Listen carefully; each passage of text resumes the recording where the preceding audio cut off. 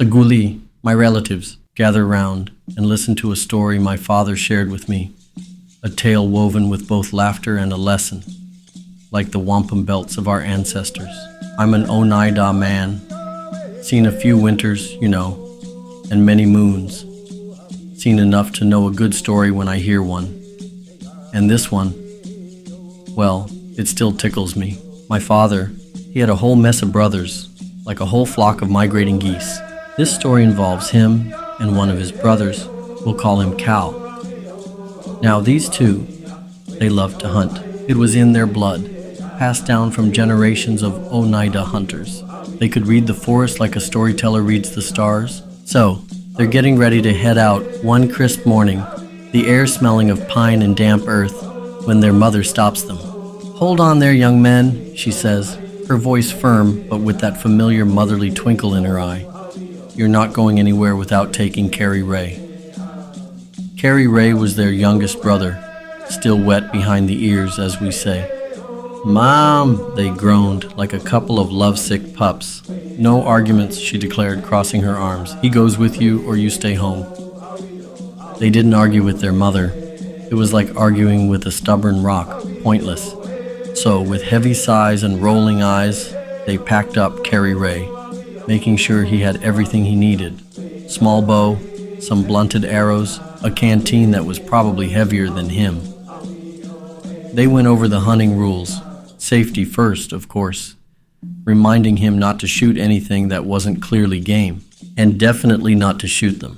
Off they went, deep into the woods, the kind of woods where the trees whisper secrets to each other. After about an hour, they found a nice, sturdy stump. They sat Kerry Ray down on it and said, "Now, you stay right here. Don't move. We'll drive the game to you. When you see something, take your shot, but remember, don't shoot us." Kerry Ray, bless his heart, just nodded eagerly. Okay, I'll wait here." So, my father and Cal took off, grinning like two foxes in a henhouse, ready for a proper hunt. Every now and then, they'd circle back to check on Kerry Ray, making sure he hadn't wandered off or gotten himself into trouble. But as the day wore on and the game became plentiful, rabbits, squirrels, maybe a grouse or two, they kind of forgot about him. Their game bags were getting heavy, their spirits were high, and Kerry Ray slipped their minds. Meanwhile, back at the stump, Kerry Ray was having his own little adventure. First a rabbit hopped by. He just watched it, mesmerized, forgot all about shooting it. It was just cute.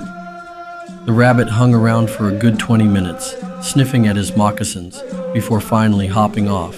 Then came a squirrel, bold as brass, running right up to him, pawing at his leg, probably looking for a handout. Kerry Ray just giggled as it tickled him. Eventually, the squirrel got bored and scampered away. Then a little later, Kerry Ray whispers, "Oh no." A skunk had wandered up. He was terrified of getting sprayed.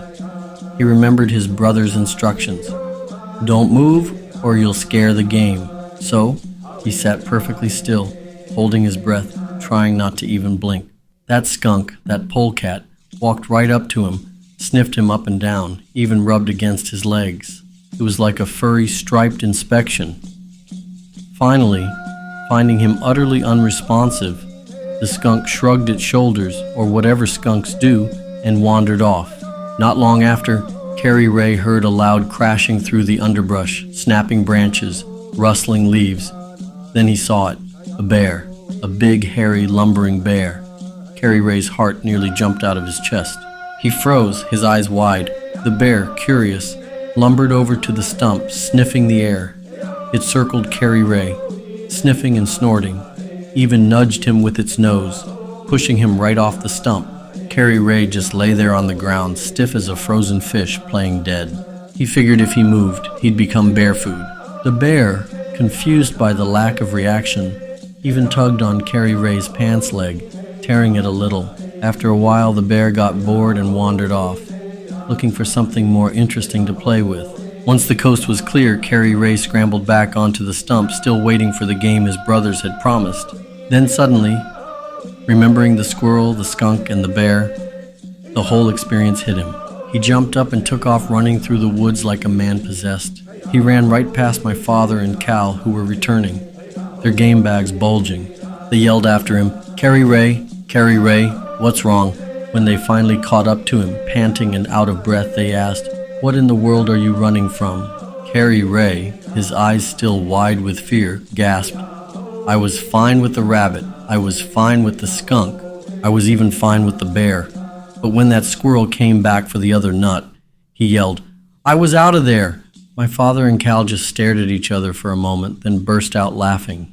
They laughed so hard they almost fell over, tears streaming down their faces. Now that's a story we still tell around the fire, reminding us that sometimes it's not the biggest threat that scares us the most. It's the little things that push us over the edge, like a squirrel reaching for nuts.